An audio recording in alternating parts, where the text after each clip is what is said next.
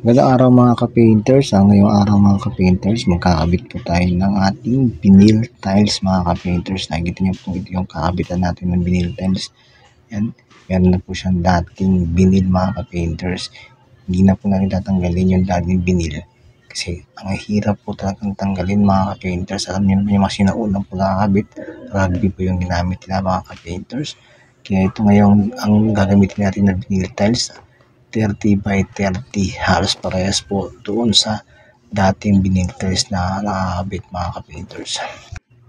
Kent vinyl tiles po yung gagamitin natin na brown ng ating vinyl tiles na gagamitin mga ka-painters. Bago tayo magsimula ay pinondohan muna natin yung mga ikakabit natin na vinyl. Yan, para hindi ganun ka-sticky kapag kinabit natin doon sa ating flooring mga ka-painters.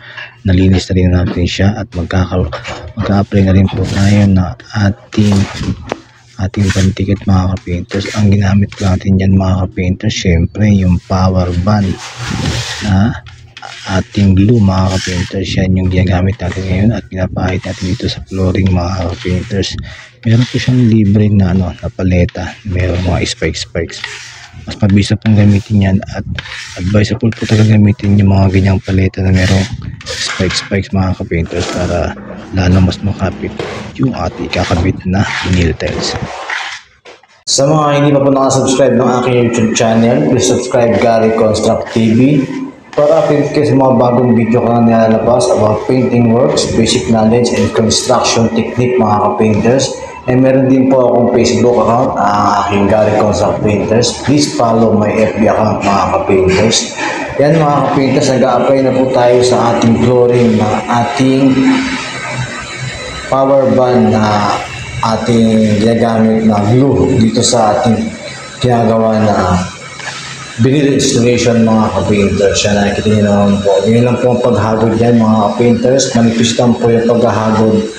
Para kapag naglagay kayo ng vinyl, mga ka-painters, hindi po lalabas doon sa pinakabigat niya yung ating nilalagay na pandikit mga ka-painters. Yan mga ka-painters, tatuyo na yung kanina nating nilagyan na vinyl na nilagyan natin ng power band. Ngayon po, ikakabit na po natin siya doon sa nilagyan naman natin na flooring na meron na rin power band mga ka-painters. Yan, ganyan na lang po.